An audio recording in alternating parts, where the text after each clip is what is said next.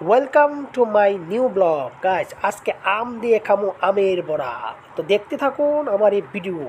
তো এই প্রথমে একটা আম নেবেন, 2 গ্লাস পরিমাণ দুধ নেবেন। দুধের মধ্যে আমরা ভালো করে কচলাবেন, এরকমভাবে নরম আমটা নেবেন।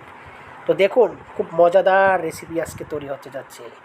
বাস হয়ে গেছে। এখন কি করবেন, একটি পাত্রের মধ্যে এটি ঢালবেন, হালকা জাল দেবেন, একটু গাঢ় করবেন। দেখুন কীরকম হচ্ছে, এটা ভালো করে দেখুন।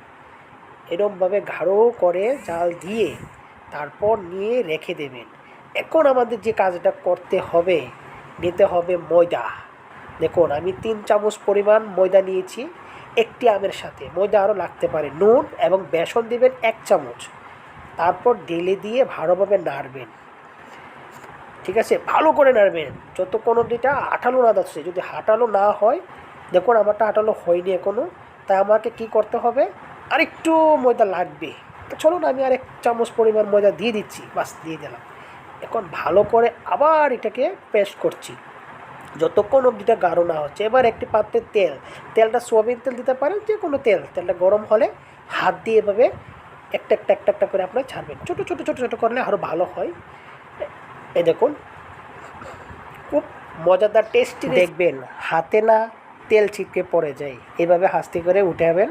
দেখুন উপরটা কি লাল করে, ভিতরে কিন্তু একদম নরম তুলতুল। এই দেখুন গাইস, রেসিপিটা কেমন হয়েছে আপনারা অবশ্যই কমেন্ট করে জানাবেন।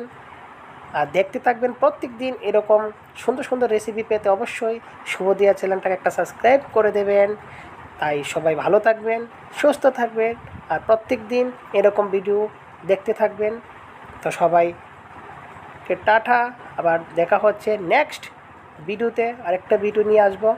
আপনাদের নতুন রেসিপি কমেন্ট করে জানাবেন কার জন্য কোন রেসিপিটা তৈরি করতে। Bye bye, tata.